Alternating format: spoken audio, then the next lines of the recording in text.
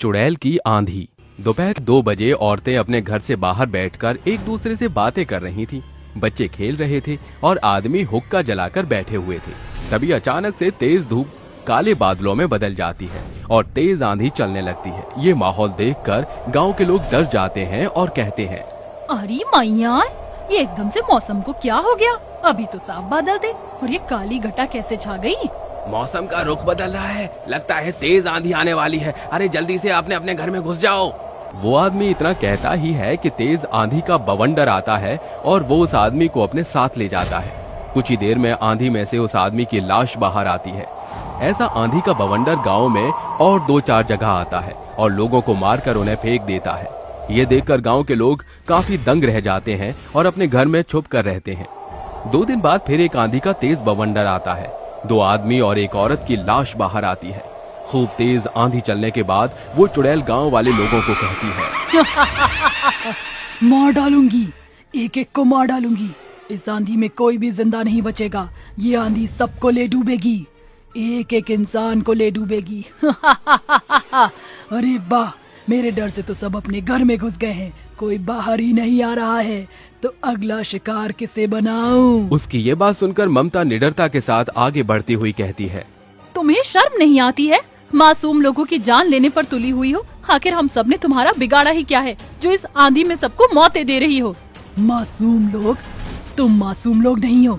मेरे साथ जो हुआ उसके भागीदार तुम खुद हो। तो ये सब झेलने के लिए तैयार हो जाओ। मेरा आंधी इस पूरे गांव को उड़ा कर ले जाएगा। अभी भी वक्त है, चली जाओ यहाँ से। और हाँ, तुम्हें कोई गलतफहमी हुई है। हम लोग बहुत स्नेह वाले हैं, किसी के साथ ऐसा कर ही नहीं सकते। तूने अपनी चोट चला ली हो तो अब अपनी बकवास बंद कर। तेरे भाषण देने से मैं तुझे या तेरे गाँव वालों को छोड़ नहीं दूंगी, बदला लूंगी। सब मरोगे, आंधी में सब मरोगे। चुड़ैल इतना कहते ही अपनी आंधी के बवंडर में ममता को भी ले डूबती है और उसके शरीर को जख्मी करके फेंक देती है। उसकी ये हालत देखकर उसके माँ बाप बहुत रोते हैं। मजबूर होकर आंधी में बाहर नहीं आते। घंटों बाद जब आंधी थम जाती है तो उसके माता पिता उसकी लाश के पास रो रहे होते हैं, जहाँ गांव के लोग इकट्ठा होकर कहते हैं, अरे अरे, मार डाला बेचारी को। उसके शरीर पर कितने निशान पड़े हैं। उस चुड़ैल ने बेरहमी के साथ मार डाला। कुछ तो लिहाज शर्म करो। यहाँ मेरी बेटी मर गई और तुम उसके शरीर के निशान गिन रहे हो। अरे थोड़ा तो सोचो, हम बूढ़े माँ बाप के दिल पर क्या बीत रही है। गांव वालों की रखवाली के लिए उसने अपनी जान दे दी। अरे तुम तो ऐसे बोल रहे हो जैसे हमने उसे कहा था कि हमारे लिए लड़ ले चुड़ैल से जाकर। अरे कुछ तो शर्म करो, थोड़ी तो इंसानियत रखो। ऐसा ही बोलना है तो चली जाओ मेरी नजरों के सामने से। खा गई मेरी बच्ची को वो चुड़ैल। आखिर क्या बिगाड़ा था हमने, समझा ही तो रही थी। अरे चुड़ैल के सामने बड़ा इंसाफ की देवी बनने चली थी ना, तो यही हश्र होना था। कुछ घंटों बाद ममता के माता पिता उसका अंतिम संस्कार कर देते हैं। चुड़ैल का कहर थमता नहीं है। वो बार बार आंधी के साथ आती है और लोगों को मार कर चली जाती है। गांव के लोग कुछ इस तरह से लाचार होते हैं कि वो अपनी सुरक्षा भी नहीं कर पाते। लेकिन जब भी आंधी आती तो वो अपने अपने घरों में कैद हो जाते थे।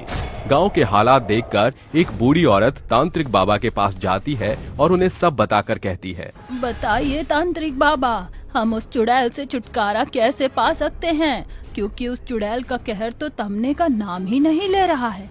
कई मासूम लोगों की वह जान ले चुकी है।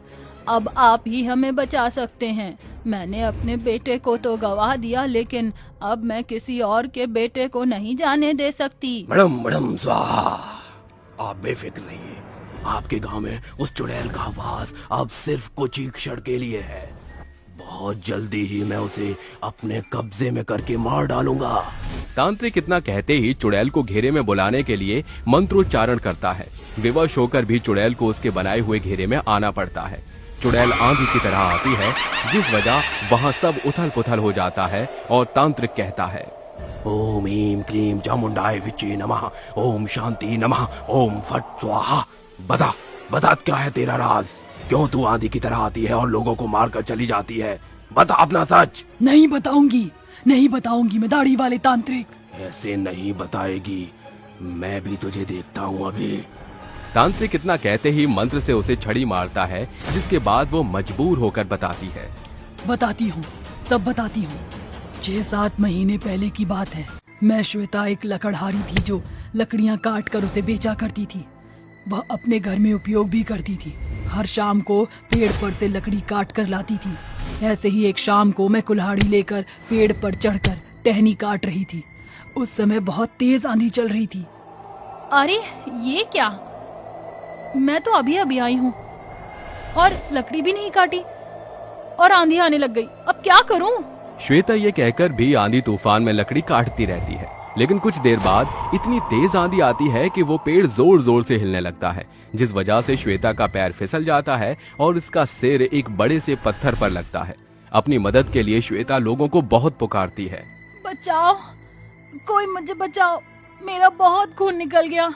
ये कैसी आंधी है जो मुझे इतनी तकलीफ दे रही है, कोई देख भी नहीं रहा। ये कहकर वो उसी क्षण अपना दम तोड़ देती है, जिसके बाद वो हमेशा चुड़ैल बनकर आंधी के साथ आती है और लोगों को मारती है।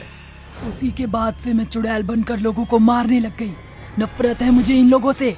मैंने मरते वक्त इन लोगों को खूब पुकारा, लेकिन उस आंधी में मेरी किसी ने मदद नहीं की। भले ही कोई गांव का आदमी तुम्हें बचाने नहीं आया, लेकिन उस समय इतने तेज तूफान में कोई कैसे तुम्हारी मदद करने आ सकता था? अपनी ये झूठी बकवास बंद करो। जिसे मदद करनी होती है वह कर देता है। मैं छोड़ूंगी नहीं, एक एक करके पूरे गांव को उजाड़ कर रख दूंगी अपनी आंधी से। वो तो तू तब करेगी जब तू यहाँ रहेगी। तुझे मैं लोगों के ऊपर खतरा मंडराने नहीं दूंगा। तुझे ये गांव छोड़कर जाना ही होगा। अब देख मैं क्या करता हूँ। ऐसा बोलकर तांत्रिक चुड़ैल पर मंत्रोच्चारण की विधि करता है, जिसके बाद उसे एक कठोर मंत्र से बोतल में हमेशा के लिए कैद कर लेता है और उस बोतल को नाव के द्वारा ले जाकर समुद्र के बीचों बीच फेंक देता है और गांव वाले लोगों के पास आकर कहता है, अब आप डरिए मत, चिंता वाली अब कोई बात नहीं है।